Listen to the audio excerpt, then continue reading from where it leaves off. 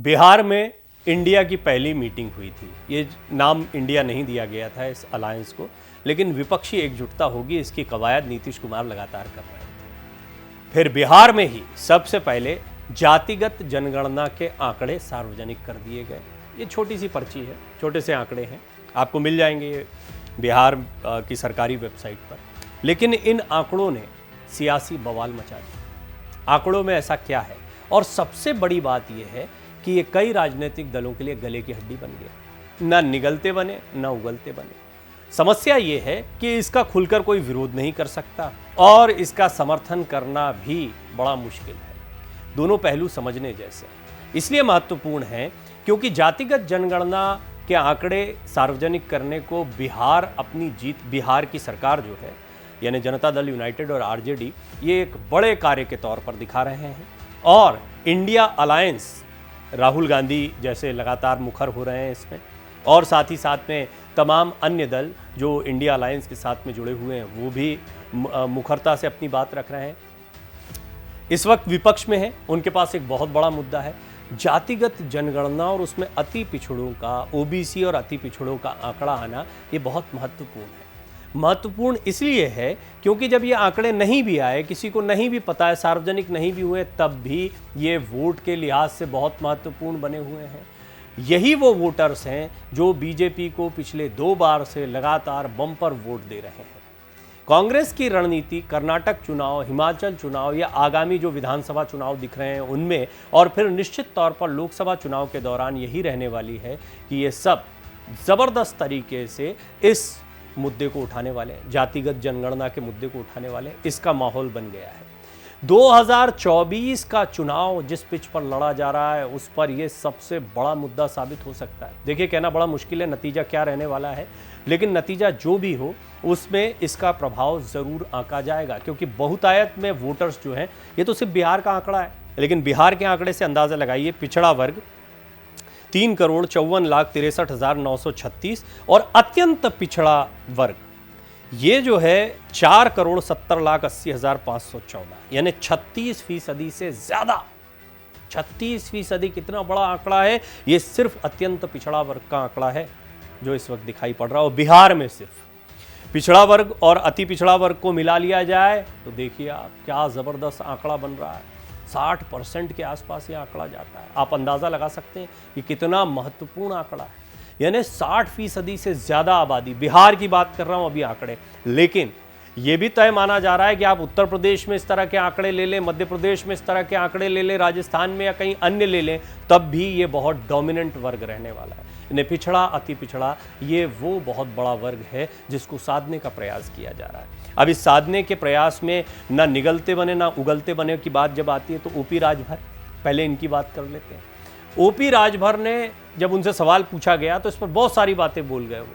मैं जब किसी रैली में जाता हूं तो 10-15 हज़ार लोग होते हैं, इसका मतलब है सीधे 50,000 लोग तो यहीं पर दिखाई दे रहे हैं। वो आंकड़ों पर प्रश्न चिन्ह खड़े कर रहे हैं।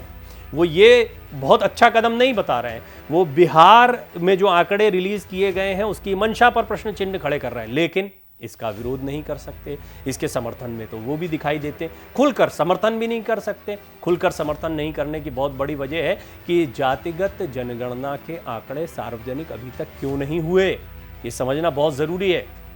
इसकी बहुत बड़ी वजह है कि जितनी योजनाएं चल रही हैं, जितना आरक्षण चल रहा है, जितनी बातें और सुविधाएं पिछड़ा और अति पिछड़ा को देने की बात कही जा रही है, इसमें आमूल चूल परिवर्तन हो जाएगा। इसलिए ओम प्रकाश राजभर लंबी बात करते हैं, एक पूरी बाइट के दौरान वो बहुत सारी बातें बोल जाएंगे, लेकिन उनकी बात को आप समझ नहीं पाएंगे कि ये विरोध कर रहे हैं कि समर्थन कर रहे हैं, कुछ समझ में नहीं आ रहा है। उत्तर प्रदेश में होना चाहिए, नहीं होना चाहिए पर स्पष्ट रुख रखना बड़ा मुश्किल हो रहा है।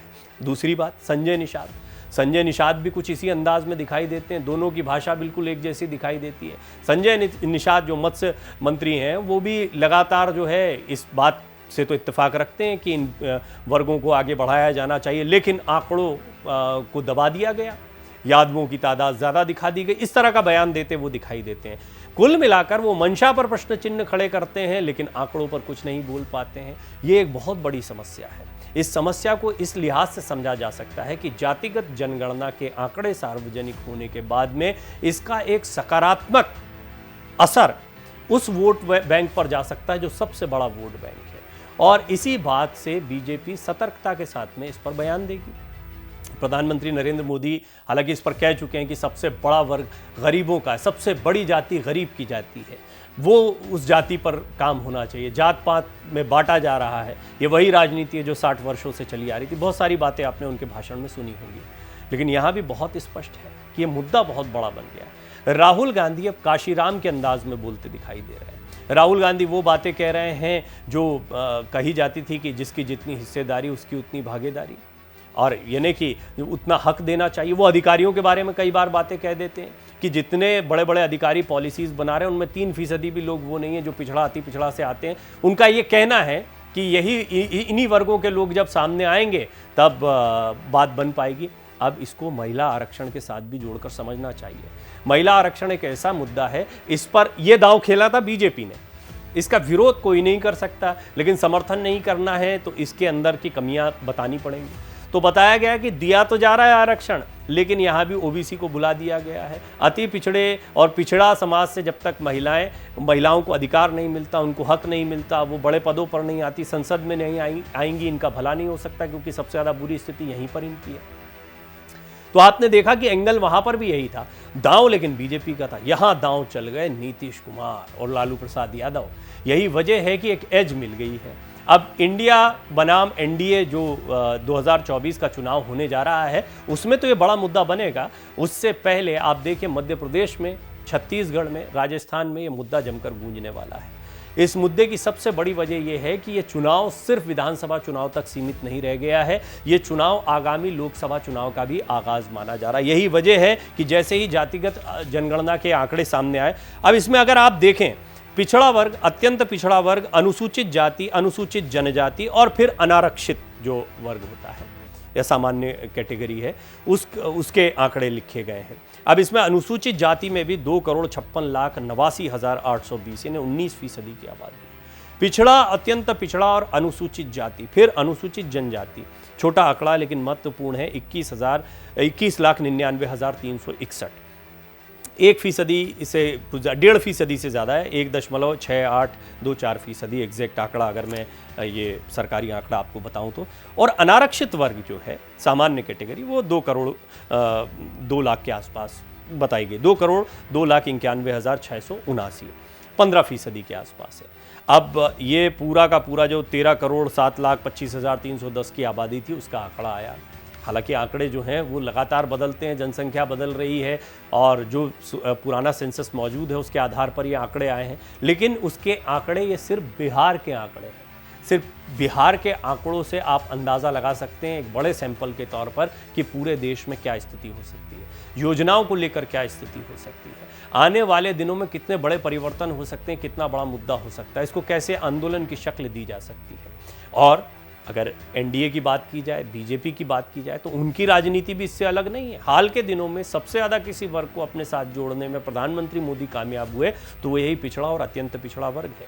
यही वजह है कि इस मुद्दे पर बड़ा फूंक फूंक कर कदम बीजेपी को रखना पड़ रहा है। ओम प्रकाश राजभर जो सहयोगी हैं, संजय निषाद जो पार्टी में हैं ही, ऐसे लोग आपको कई जगहों पर ऐसे बयान देते दिखाई देंगे जिसमें आपको समझ में नहीं आएगा कि ये विरोध कर रहे हैं कि प्रदर्शन कर रहे हैं, यानी गले की हड्डी बन गया ये बड़ा मुद्दा।